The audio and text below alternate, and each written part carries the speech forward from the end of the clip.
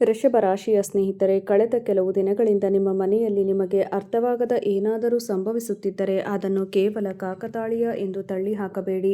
ಜ್ಯೋತಿಷ್ಯ ಮತ್ತು ಆಧ್ಯಾತ್ಮಿಕ ಚಿಹ್ನೆಗಳ ಪ್ರಕಾರ ಕೆಲವೊಮ್ಮೆ ನಮ್ಮ ಪೂರ್ವಜರ ನೆನಪುಗಳು ಮತ್ತು ಅವುಗಳಿಗೆ ಸಂಬಂಧಿಸಿದ ಭಾವನಾತ್ಮಕ ಶಕ್ತಿಯು ನಮ್ಮ ಜೀವನದಲ್ಲಿ ನಿರ್ದಿಷ್ಟ ಚಿಹ್ನೆಗಳಾಗಿ ಪ್ರಕಟವಾಗಬಹುದು. ಮತ್ತು ಅತ್ಯಂತ ನಿಗೂಢವಾದ ವಿಷಯವೇನೆಂದರೆ, ಒಬ್ಬ ವ್ಯಕ್ತಿಯು ತಮ್ಮ ಜೀವನದಲ್ಲಿ ಒಂದು ಪ್ರಮುಖ ತಿರುವು ಪಡೆದಾಗ ಈ ಚಿಹ್ನೆಗಳು ಹೆಚ್ಚಾಗಿ ಸಂಭವಿಸುತ್ತವೆ. ನೀವು ಇದ್ದಕ್ಕಿದ್ದಂತೆ ಈ ಜಗತ್ತಿನಲ್ಲಿ ಇಲ್ಲದ ಯಾರನ್ನಾದರೂ ನೆನಪಿಸಿಕೊಳ್ಳಲು ಪ್ರಾರಂಭಿಸಬಹುದು. ಬಹುಶಃ ಆ ವ್ಯಕ್ತಿಯ ಹೆಸರು ಯಾವುದೇ ಸ್ಪಷ್ಟ ಕಾರಣವಿಲ್ಲದೆ ನಿಮ್ಮ ಮನಸ್ಸಿಗೆ ಪದೇ ಪದೇ ಬರುತ್ತದೆ. ಕೆಲವೊಮ್ಮೆ ಹಳೆಯ ಫೋಟೋ ಇದ್ದಕ್ಕಿದ್ದಂತೆ ಕಾಣಿಸಿಕೊಳ್ಳುತ್ತದೆ, ಅಥವಾ ಹಳೆಯ ವಸ್ತು ಕಂಡುಬರುತ್ತದೆ, ಅಥವಾ ನೀವು ವರ್ಷಗಳಲ್ಲಿ ನೋಡದ ಏನಾದರೂ ನಿಮ್ಮ ಮನೆಯ ಮೂಲೆಯಲ್ಲಿ ಪತ್ತೆಯಾಗುತ್ತದೆ. ಅಂತಹ ಘಟನೆಗಳು ಅಲೌಕಿಕ ಘಟನೆಯ ಪುರಾವೆಯಾಗಿ ತಕ್ಷಣ ಪರಿಗಣಿಸುವುದು ಸೂಕ್ತವಲ್ಲ. ಆದಾಗ್ಯೂ ಆಧ್ಯಾತ್ಮಿಕ ಸಂಪ್ರದಾಯಗಳಲ್ಲಿ ಅವುಗಳನ್ನು ಹೆಚ್ಚಾಗಿ ಭಾವನಾತ್ಮಕ ಅಥವಾ ಸಾಂಕೇತಿಕ ಚಿಹ್ನೆಗಳಾಗಿ ನೋಡಲಾಗುತ್ತದೆ. ಆದರೆ ನಿರೀಕ್ಷಿಸಿ, ನಿಜವಾದ ಚಿಹ್ನೆ ಅದಕ್ಕಿಂತ ಆಳವಾಗಿದೆ. ನೀವು ಸ್ವಲ್ಪ ಸಮಯದಿಂದ ಒಂದೇ ಕನಸನ್ನು ಪದೇ ಪದೇ ನೋಡುತ್ತಿದ್ದರೆ ಅದನ್ನು ಪುರಾಣವೆಂದು ಪರಿಗಣಿಸಿ ನಿಮ್ಮ ಮಾನಸಿಕ ಸ್ಥಿತಿಗೆ ಗಮನ ಕೊಡಿ. ವಿಶೇಷವಾಗಿ ವಯಸ್ಸಾದ ವ್ಯಕ್ತಿ, ಹಳೆಯ ಮನೆ, ಅಂಗಳ, ದೇವಸ್ಥಾನ, ತೋಟ, ಮರ ಅಥವಾ ಕುಟುಂಬಕ್ಕೆ ಸಂಬಂಧಿಸಿದ ಯಾವುದೇ ಜ್ಯೋತಿಷ್ಯ ಶಾಸ್ತ್ರದ ಪ್ರಕಾರ ಚಂದ್ರ, ಕೇತು ಮತ್ತು ಪೂರ್ವಜರ ಮನೆಗಳ ಸ್ಥಾನವು ವ್ಯಕ್ತಿಯ ನೆನಪುಗಳು ಮತ್ತು ಕುಟುಂಬ ಕರ್ಮಕ್ಕೆ ಸಂಬಂಧಿಸಿದೆ. ಇದು ನಿಮ್ಮ ರಾಶಿಚಕ್ರ ಚಿಹ್ನೆಗೆ ಅಸಾಮಾನ್ಯ ಸಮಯ, ಹಳೆಯ ಶಕ್ತಿಗೆ ಸಂಬಂಧಿಸಿದೆ. ವಿಷಯವು ನಿಮ್ಮ ಜೀವನದಲ್ಲಿ ಮತ್ತೆ ಕಾಣಿಸಿಕೊಳ್ಳಬಹುದು ಎಂದು ಚಿಹ್ನೆಗಳು ಸೂಚಿಸುತ್ತವೆ. ಇದರ ಅರ್ಥ ಏನಾದರೂ ಅಹಿತಕರ ಘಟನೆ ಸಂಭವಿಸಲಿದೆ ಎಂದಲ್ಲ. ಕೆಲವೊಮ್ಮೆ ಆ ಚಿಹ್ನೆಯು ನಿಖರವಾದ ವಿರುದ್ಧ ಅರ್ಥವನ್ನು ನೀಡುತ್ತದೆ. ಹಳೆಯ ಹೊರೆಗಳನ್ನು ಬಿಡುವ ಸಮಯ ಇದು. ಇಲ್ಲಿಯೇ ದೊಡ್ಡ ರಹಸ್ಯ ಅಡಗಿದೆ. ಜೀವನದಲ್ಲಿ ಒಂದು ಪ್ರಮುಖ ಬದಲಾವಣೆ ಸಂಭವಿಸಲಿರುವಾಗ ಮನಸ್ಸು ಇದ್ದಕ್ಕಿದ್ದಂತೆ ಚಂಚಲವಾಗುತ್ತದೆ ಎಂದು ನೀವು ಎಂದಾದರೂ ಗಮನಿಸಿದ್ದೀರಾ? ಏನಾದರೂ ಸಂಭವಿಸಲಿದೆ ಎಂದು ವ್ಯಕ್ತಿ ಭಾವಿಸುತ್ತಾನೆ, ಆದರೆ ಏನಾಗುತ್ತದೆ ಎಂದು ಅವನಿಗೆ ಅರ್ಥವಾಗುವುದಿಲ್ಲ. ಕೆಲವೊಮ್ಮೆ ಮನಸ್ಸು ತುಂಬಾ ಶಾಂತವಾಗುತ್ತದೆ ಮತ್ತು ಕೆಲವೊಮ್ಮೆ ಹಳೆಯ ನೆನಪುಗಳು ಯಾವುದೇ ಕಾರಣವಿಲ್ಲದೆ ಹಿಂತಿರುಗಲು ಪ್ರಾರಂಭಿಸುತ್ತವೆ. ಒಬ್ಬ ವ್ಯಕ್ತಿಯು ತನ್ನ ಕರ್ಮದ ಚಿಹ್ನೆಗಳು, ಅವರ ಕುಟುಂಬ ಮತ್ತು ಅವರ ಸುತ್ತಮುತ್ತಲಿನ ಪ್ರದೇಶಗಳನ್ನು ಅರ್ಥಮಾಡಿಕೊಳ್ಳಬೇಕಾದ ಸ್ಥಿತಿ ಇದು. ಹಳೆಯ ಕುಟುಂಬದ ಸಮಸ್ಯೆ ಮತ್ತೆ ಕಾಣಿಸಿಕೊಳ್ಳಬಹುದು ಎಂದು ಚಿಹ್ನೆಗಳು ಸೂಚಿಸುತ್ತವೆ. ಇದು ಆಸ್ತಿ ವಿಷಯ ಅಥವಾ ಹಿಂದಿನ ಸಂಬಂಧವಾಗಿರಬಹುದು, ಕುಟುಂಬದೊಳಗೆ ನಡೆಯುತ್ತಿರುವ ತಪ್ಪು ತಿಳುವಳಿಕೆ ಅಥವಾ ದೀರ್ಘಕಾಲದವರೆಗೆ ಮುಂದೂಡಲ್ಪಟ್ಟ ಜವಾಬ್ದಾರಿ ಇರಬಹುದು. ನಿಮ್ಮ ಕರ್ಮವು ನಿಮಗೆ ಅನುಕೂಲಕರವಾಗಿದ್ದರೆ ಈ ಸಮಸ್ಯೆಗೆ ಪರಿಹಾರ ಸಾಧ್ಯ. ನೆನಪಿಡಿ, ಪೂರ್ವಜರ ಶಕುನಗಳು ಕೇವಲ ಭಯವನ್ನು ಸೂಚಿಸುತ್ತವೆ. ಭಾರತೀಯ ಆಧ್ಯಾತ್ಮಿಕ ಸಂಪ್ರದಾಯಗಳಲ್ಲಿ ಪೂರ್ವಜರು ಕುಟುಂಬದ ನೆನಪು, ಮೌಲ್ಯಗಳು ಮತ್ತು ಆಶೀರ್ವಾದಗಳೊಂದಿಗೆ ಸಹ ಸಂಬಂಧ ಹೊಂದಿದ್ದಾರೆ. ಆದ್ದರಿಂದ ನೀವು ಹಿರಿಯರ ಬಗ್ಗೆ ಗೌರವ ಅಥವಾ ಕೃತಜ್ಞತೆಯ ಭಾವನೆಯನ್ನು ಅನುಭವಿಸಿದರೆ ಅದನ್ನು ನಿಗ್ರಹಿಸುವ ಅಗತ್ಯವಿಲ್ಲ. ಅವರ ಹೆಸರನ್ನು ಗೌರವಿಸಿ, ಅಗತ್ಯವಿರುವವರಿಗೆ ಸಹಾಯ ಮಾಡಿ ಮತ್ತು ನಿಮ್ಮ ಕುಟುಂಬಕ್ಕೆ ನಿಮ್ಮ ಜವಾಬ್ದಾರಿಗಳನ್ನು ಪೂರೈಸಿ. ಈಗ ಅನೇಕ ಜನರು ರಾತ್ರಿಯಲ್ಲಿ ಅನುಭವಿಸಬಹುದಾದ ಒಂದು ಚಿಹ್ನೆ ಬರುತ್ತದೆ.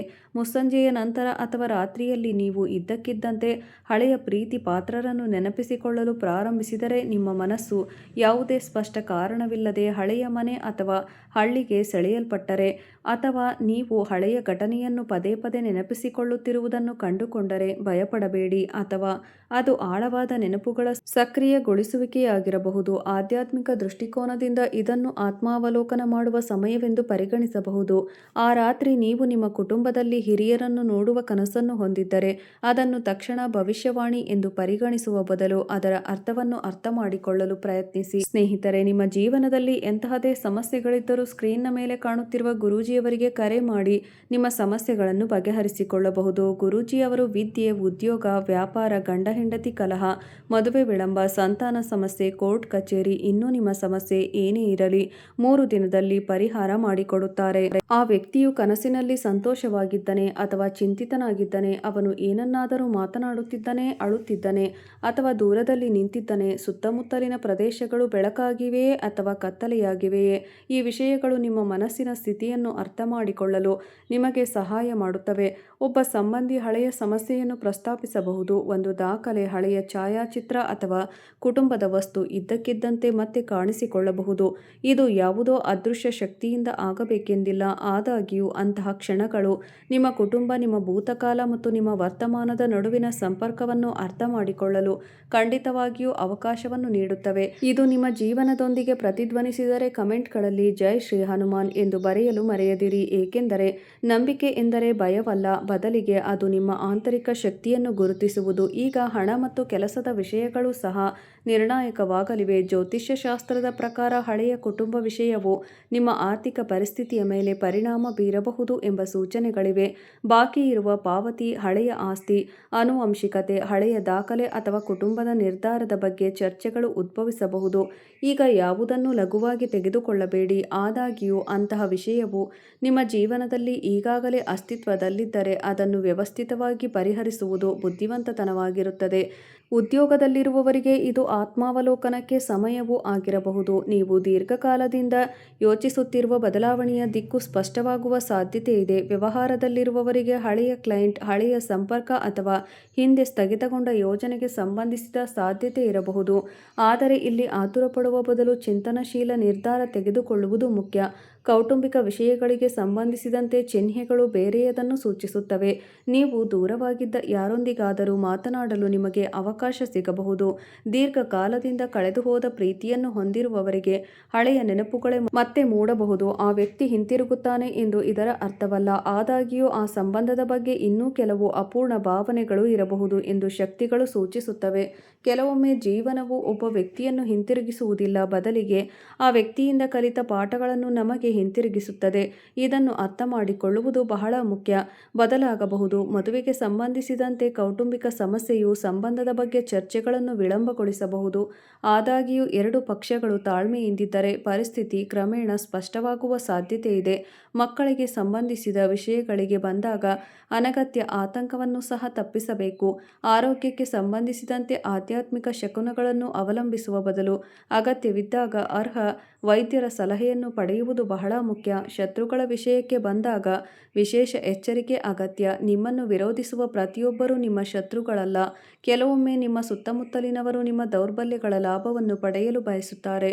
ಅದಕ್ಕಾಗಿಯೇ ಭವಿಷ್ಯದಲ್ಲಿ ನಿಮ್ಮ ವೈಯಕ್ತಿಕ ವಿಷಯಗಳನ್ನು ಎಲ್ಲರೊಂದಿಗೆ ಹಂಚಿಕೊಳ್ಳುವ ಕುಟುಂಬ, ಹಣಕಾಸು ಮತ್ತು ಪ್ರಮುಖ ನಿರ್ಧಾರಗಳಿಗೆ ಸಂಬಂಧಿಸಿದ ಮಾಹಿತಿಯನ್ನು ಸೀಮಿತ ವಲಯದಲ್ಲಿ ಇಡುವುದು ಉತ್ತಮ. ಆದರೆ ಸ್ನೇಹಿತರೆ, ಈ ಕಥೆಯ ಪ್ರಮುಖ ಭಾಗ ಇನ್ನೂ ಬರಬೇಕಿದೆ. ಏಕೆಂದರೆ ಪೂರ್ವಜರ ಶಕುನಗಳು ಕೇವಲ ಭೂತಕಾಲವನ್ನು ನೋಡುವುದಿಲ್ಲ. ಕೆಲವೊಮ್ಮೆ ಅವು ವರ್ತಮಾನದಲ್ಲಿ ನಮ್ಮ ತಪ್ಪುಗಳನ್ನು ಸರಿಪಡಿಸಲು ನಮಗೆ ಸ್ಫೂರ್ತಿ ನೀಡುತ್ತವೆ. ಕುಟುಂಬದಲ್ಲಿ ಹಿರಿಯರೊಬ್ಬರಿಗೆ ಅಗೌರವ ತೋರಿದ್ದರೆ, ಸಂಬಂಧದಲ್ಲಿ ಬಿರುಕು ಉಂಟಾದರೆ, ಅಗತ್ಯವಿರುವ ಸಂಬಂಧಿಕರಿಗೆ ಸಹಾಯ ಮಾಡಲು ಸಾಧ್ಯವಿದೆ, ಅಥವಾ ನೀವು ವಯಸ್ಸಾದ ವ್ಯಕ್ತಿಗೆ ಕ್ಷಮೆಯಾಚಿಸುವ ಆಲೋಚನೆಯನ್ನು ತಡೆಯುತ್ತಿದ್ದರೆ ಮತ್ತು ಬಹುಶಃ ಇಂದು ರಾತ್ರಿ ನಿಮ್ಮ ಆಂತರಿಕ ಧ್ವನಿಯನ್ನು ಆಲಿಸಿ ಒಂದು ಸಣ್ಣ ಕೆಲಸವನ್ನು ಮಾಡುವ ಸಮಯ ಇದಾಗಿದೆ. ಸ್ವಲ್ಪ ಹೊತ್ತು ಶಾಂತವಾಗಿ ಕುಳಿತುಕೊಳ್ಳಿ. ನಿಮ್ಮ ಪೂರ್ವಜರು ಮತ್ತು ಕುಟುಂಬದ ಹಿರಿಯರ ಬಗ್ಗೆ ಗೌರವದ ಭಾವನೆಯನ್ನು ನಿಮ್ಮ ಹೃದಯದಲ್ಲಿ ಇಟ್ಟುಕೊಳ್ಳಿ. ನಿಮ್ಮ ಕುಟುಂಬದಲ್ಲಿ ಶಾಂತಿಗಾಗಿ ದೇವರನ್ನು ಪ್ರಾರ್ಥಿಸಿ. ನಿಮ್ಮ ಜೀವನಕ್ಕೆ ಅಡ್ಡಿಯಾಗುವ ಯಾವುದೇ ಹಿಂದಿನ ಕರ್ಮ ಅಥವಾ ಹೊರೆಯನ್ನು ಅರ್ಥಮಾಡಿಕೊಳ್ಳಲು ಮತ್ತು ಸರಿಪಡಿಸಲು ಎಲ್ಲರಿಗೂ ಬುದ್ಧಿವಂತಿಕೆ ಮತ್ತು ಶಕ್ತಿ ಸಿಗಲಿ. ಏಕೆಂದರೆ ಕೆಲವೊಮ್ಮೆ ದೊಡ್ಡ ಶಕುನಗಳು ಹೊರಗಿನಿಂದ ಬರುವುದಿಲ್ಲ, ಆದರೆ ನಮ್ಮ ಸ್ವಂತ ಮನಸ್ಸಿನಿಂದ ಬರುತ್ತವೆ. ಮತ್ತು ಕಳೆದ ಕೆಲವು ದಿನಗಳಿಂದ ನೀವು ಅದೇ ಹೆಸರನ್ನು ಪದೇ ಪದೇ ನೆನಪಿಸಿಕೊಳ್ಳುತ್ತಿದ್ದರೆ, ನೀವು ಹಳೆಯದನ್ನು ಪದೇ ಪದೇ ನೋಡುತ್ತಿದ್ದರೆ ಅಥವಾ ಮರೆಯಲು ಕಷ್ಟಕರವಾದ ಕನಸನ್ನು ಕಂಡಿದ್ದರೆ, ಆ ಚಿಹ್ನೆಯನ್ನು ಅರ್ಥಮಾಡಿಕೊಳ್ಳಲು ಒಂದು ವಿಷಯದ ಬಗ್ಗೆ ಗಮನ ಕೊಡಿ. ಆ ಸಮಯದಲ್ಲಿ ಈ ನಿಗೂಢತೆಗೆ ಪ್ರಮುಖವಾದ ಕೊಂಡಿ ಇರುವುದು ಇಲ್ಲಿಯೇ. ಹೌದು ಸ್ನೇಹಿತರೆ, ನೀವು ಈಗಷ್ಟೇ ಕೇಳಿದ ಚಿಹ್ನೆಯ ನಂತರ ನಿಮ್ಮ ಕಳೆದ ಕೆಲವು ದಿನಗಳನ್ನು ನೆನಪಿಸಿಕೊಳ್ಳಿ.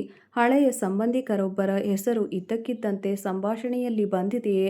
ಬಹಳ ಹಿಂದೆಯೇ ನೀವು ನಿಮ್ಮ ಕುಟುಂಬದೊಂದಿಗೆ ಭೇಟಿ ನೀಡಿದ ಸ್ಥಳಕ್ಕೆ ಭೇಟಿ ನೀಡುವ ಅವಕಾಶ ಬಂದಿದೆಯೇ? ಅಥವಾ ಯಾವುದೇ ಸ್ಪಷ್ಟ ಕಾರಣವಿಲ್ಲದೆ ನಿಮ್ಮ ಬಾಲ್ಯದ ಘಟನೆಯನ್ನು ಪದೇ ಪದೇ ನೆನಪಿಸಿಕೊಳ್ಳಲಾಗಿದೆಯೇ? ಇದು ಸಂಬಂಧಿಸಿದ್ದರೆ ಇದನ್ನು ಭಯದಿಂದ ನೋಡುವ ಅಗತ್ಯವಿಲ್ಲ. ಆಧ್ಯಾತ್ಮಿಕ ದೃಷ್ಟಿಕೋನದಿಂದ ಈ ಘಟನೆಗಳು ನಿಮ್ಮೊಳಗೆ ನೆನಪುಗಳು ಮತ್ತು ಕುಟುಂಬ ಭಾವನೆಗಳನ್ನು ಸಕ್ರಿಯಗೊಳಿಸಬಹುದು. ಕೆಲವೊಮ್ಮೆ ಜೀವನವು ನಾವು ಅಪೂರ್ಣವಾಗಿ ಬಿಟ್ಟ ವಿಷಯಗಳಿಗೆ ನಮ್ಮನ್ನು ಕರೆದೊಯ್ಯುತ್ತದೆ. ಆದರೆ ನಿರೀಕ್ಷಿಸಿ, ಇಲ್ಲಿ ಆಳವಾದ ಏನೋ ಪೂರ್ವಜರಿಗೆ ಸಂಬಂಧಿಸಿದ ಚಿಹ್ನೆಗಳನ್ನು ಅರ್ಥಮಾಡಿಕೊಳ್ಳಲು ಏನಾಯಿತು ಎಂಬುದನ್ನು ಗಮನಿಸುವುದು ಸಾಕಾಗುವುದಿಲ್ಲ. ಆ ಘಟನೆಯ ನಂತರ ನಿಮ್ಮ ಮನಸ್ಸಿನಲ್ಲಿ ಯಾವ ಭಾವನೆಗಳು ಹುಟ್ಟಿಕೊಂಡವು ಎಂಬುದನ್ನು ಪರಿಗಣಿಸುವುದು ಸಹ ಮುಖ್ಯವಾಗಿದೆ.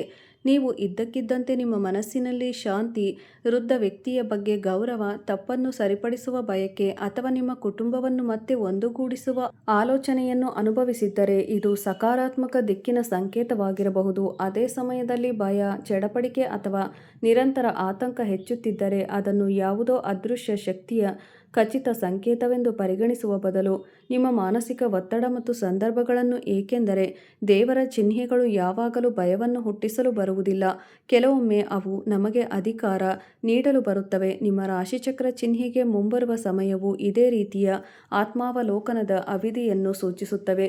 ಒಂದು ಕಾಲದಲ್ಲಿ ನಿಮ್ಮನ್ನು ತೀವ್ರವಾಗಿ ತೊಂದರೆಗೊಳಿಸುತ್ತಿದ್ದ ಹಳೆಯ ಸಮಸ್ಯೆಯು ಈಗ ಕ್ರಮೇಣ ಅದರ ನಿಜವಾದ ಕಾರಣವನ್ನು ಬಹಿರಂಗಪಡಿಸಬಹುದು.